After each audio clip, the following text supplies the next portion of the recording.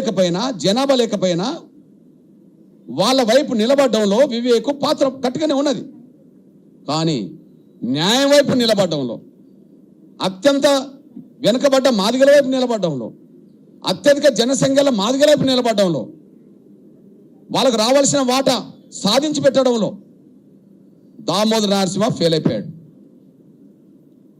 మేము దామోదర నరసింహను ఇట్లాంటి పరిస్థితుల్లో, దామోదర్ రాజనరసింహ ఇట్లాంటి పరిస్థితుల్లో మా మాదిగ ప్రతినిధిగా, మా మాదిగ మంత్రిగా మేము చూడట్లేదు.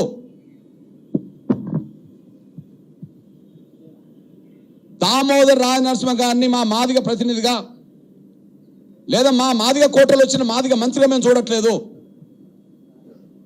ఆయన మాదిగల పక్షాన రావాల్సిన దాన్ని కూడా రప్పించలేకుండా ఆయన మౌనంగా ఉన్నాడు. స్వార్థపరులు వాళ్ళ నిష్పత్తి కంటే ఎక్కువ పొందుతుంటే న్యాయం కోసం బలమైన ఉద్యమం జరుగుతున్న ఈ సమయంలో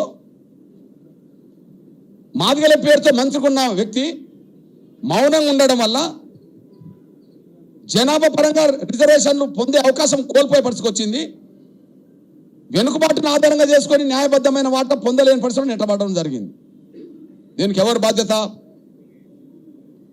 దామోదర నరసింహ బాధ్యత. నేను అంటున్నా, సోదరా దామోదర నరసింహ గారు, నువ్వు మాదిగల ప్రయోజనాలు కాపాడలేవు. మిమ్మల్ని మేము మాదిగల ప్రతినిధిగా చూడట్లేదు. నువ్వు ఎవరి ప్రతినిధిగా ధైర్యం ఉంటే చెప్పుకో.